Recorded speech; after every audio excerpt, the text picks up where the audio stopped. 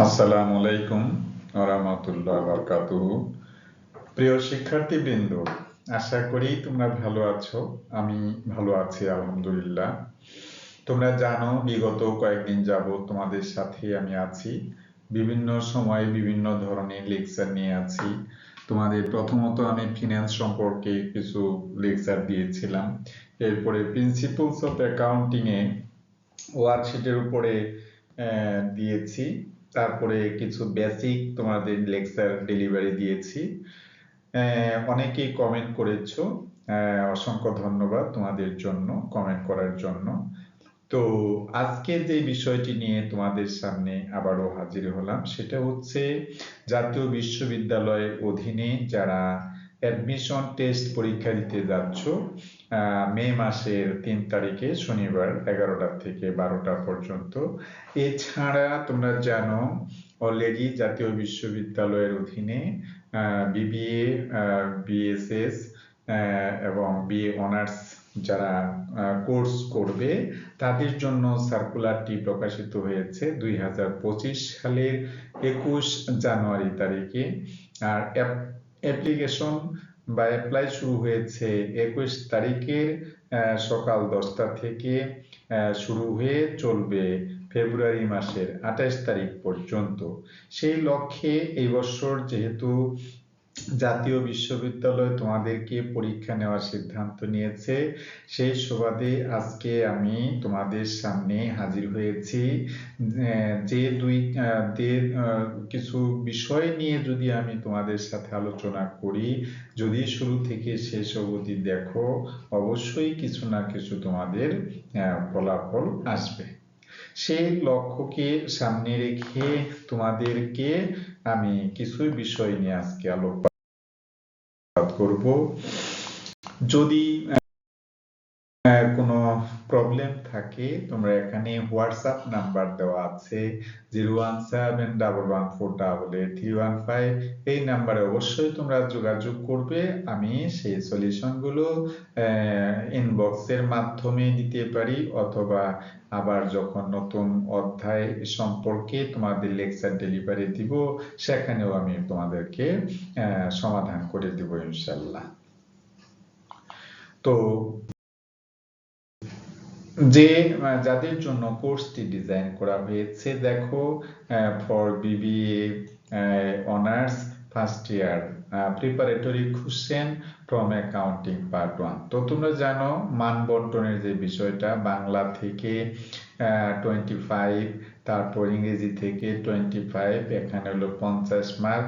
হিসাব বিজ্ঞান মানে বিবিএ যারা পড়বে হিসাব বিজ্ঞানে সেখানে আছে 20 মার্ক। ব্যবসা নীতি এবং প্রয়োগে আছে 20 মার্ক। আর বাংলাদেশ সম্পর্কীয় যে সাধারণ জ্ঞান সেখানে আছে 10 মার্ক। এই হচ্ছে টোটাল 100 মার্কের এক্সাম হবে। সেখান থেকে ন্যূনতম তোমাকে অর্জন করতে হবে 35 মার্ক, অর্থাৎ 35 মার্ক পেলে তোমার পাস হিসেবে গণ্য হবে।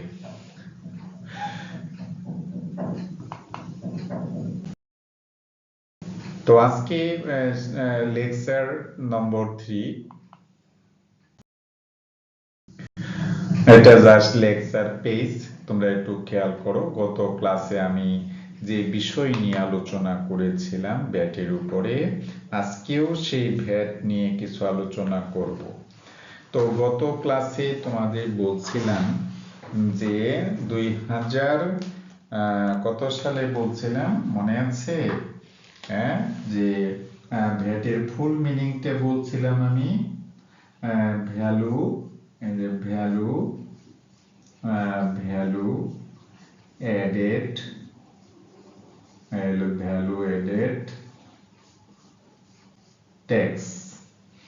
Value aided tax, value aided tax মানে হচ্ছে, যদি আমি বাংলায় বলি, মূসক। এই প্রথম যে মু আছে এতে হবে মূল্য, দন্ত সতে হবে সংযোজন,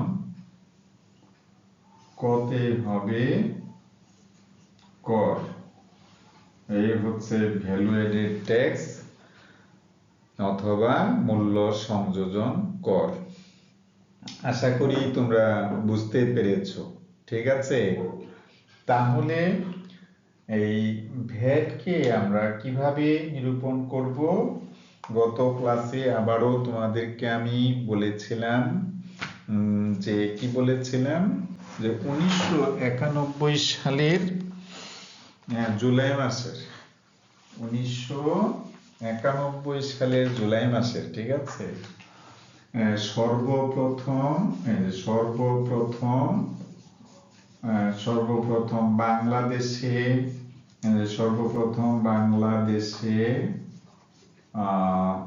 1991 সালের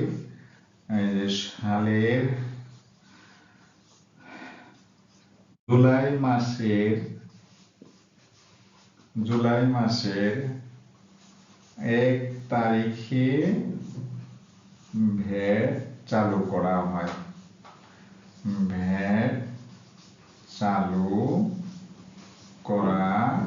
হয়। আশা করি বুঝতে পেরেছো।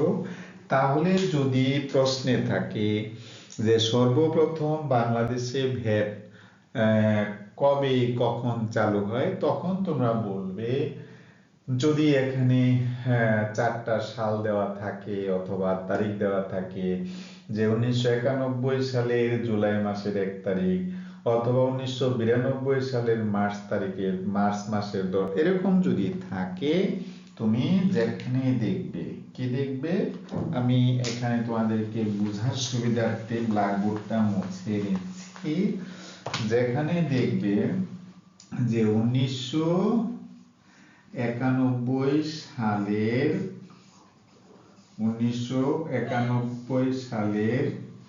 1 জুলাই অর্থাৎ জুলাই মাসের 1 তারিখ থেকে সর্বপ্রথম বাংলাদেশে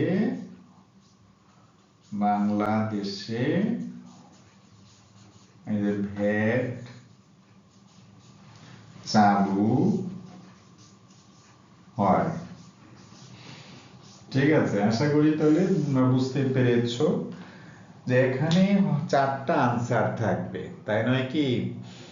4টা কোশ্চেন, কি বলবে, 4টা কতে থাকবে 1991 সালের জুলাই মাসের 1 তারিখ অথবা খতে থাকবে 1991 সালের জুলাই।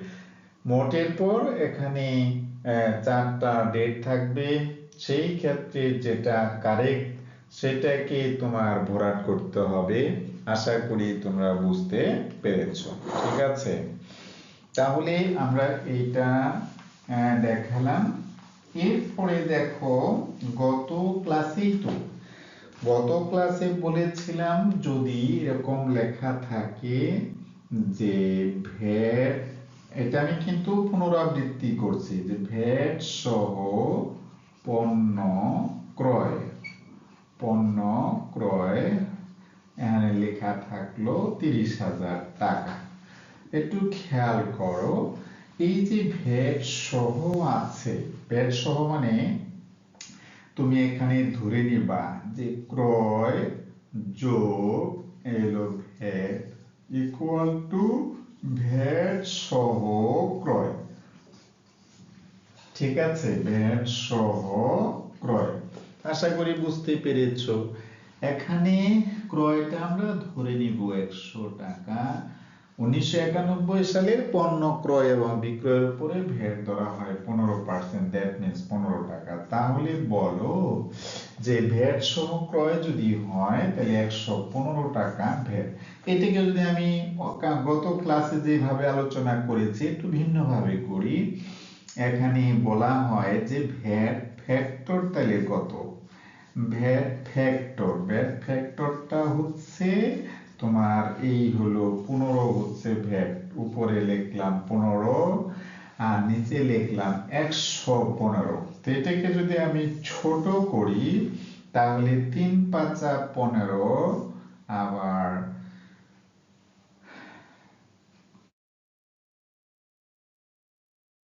5 × 3 = 115। তাহলে দেখো 23/3, এই যে 23/3 এটা হচ্ছে ভ্যাট ফ্যাক্টর। তাহলে তোমাকে যদি বলে পণ্য ক্রয় 30,000 টাকা ভ্যাট সহ, আমি বলবো যে 30,000 টাকার মধ্যে তাহলে ভ্যাট কত আছে। তুমি এভাবে করো, এই 30,000 টাকা যেহেতু আমি ভ্যাট ফ্যাক্টর পেয়েছি 23/3, তার নিচে হচ্ছে তোমার 23, উপরে হলো 3। এখানে যদি আমি ক্যালকুলেশন করি তাহলে দেখো তো কি হয়, তোমার কি দাঁড়ায়,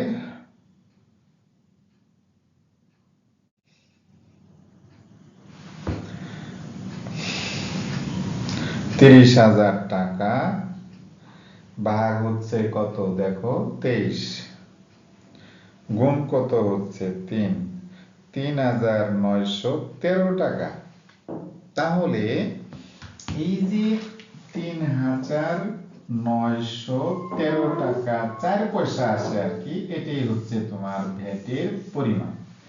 তাহলে আমি যদি বলি যে 4টা আনসার যদি থাকে, 4টা আনসার মনে করো কতে থাকলো, এই যে কতে থাকলো 3,913 টাকা 4 পয়সা, খতে থাকলো 45,000 টাকা, আবার গতে থাকলো 30,000 টাকা, 30,000 টাকা, আবার ঘতে থাকলো ধরে নাও 20,500 টাকা।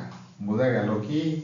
তাহলে এর মধ্যে আমি কোনটাকে ক্যালকুলেশন করেছি বলতো, 3,913 টাকা 4 পয়সা। এই যে 3,913 টাকা 4 পয়সা, এটাই হচ্ছে তোমার ভ্যাটের পরিমাণ। তাহলে কার সাথে এটা ছিল? ক্রয়ের সাথে। ক্রয়ের সাথে যে ভ্যাট থাকে সেটা হলো ক্রয় ভ্যাট। ক্রয়ের সাথে যে ভ্যাট থাকে এটা হচ্ছে ক্রয় ভ্যাট অথবা প্রদত্ত মানে খরচের। আর বিক্রয়ের ক্ষেত্রে যদি আমি ভ্যাট আদায় করি তার নাম কালেক্টেড ভ্যাট অথবা আদায়কৃত ভ্যাট। সেই ক্ষেত্রে আমি যাচ্ছি না, আজকে তোমাকে গত ক্লাসে যে বিষয়টা আলোচনা করেছি আজকেও কিন্তু সেটাই তোমাদেরকে রিভিশন করেছি। শুধুমাত্র তোমাদের বেসিক যাতে ডেভেলপ হয়, সেই বেসিককে ডেভেলপ করার জন্যই কিন্তু আজকের এই প্রসেসটা। সুতরাং তোমরা যদি গুরুত্ব সহকারে বা মনোযোগ সহকারে দেখে থাকো তাহলে নিশ্চয়ই এই জায়গাটাতে কিন্তু আর ভুল হবে না। তো আশা করি বুঝতে পেরেছো। যদি বুঝে থাকো ভালো, যদি না বুঝো আমাকে কমেন্ট করবে, আমি আবারও বোঝানোর চেষ্টা করবে। So thanks for watching. যদি তোমাদের ভালো লাগে লাইক কমেন্ট শেয়ার করো। সে পর্যন্ত যে যেখানে আছো সুস্থ থাকো, ভালো থাকো এবং নিরাপদে থাকো। আসসালামু আলাইকুম ওয়া রাহমাতুল্লাহ ওয়া বারাকাতুহু।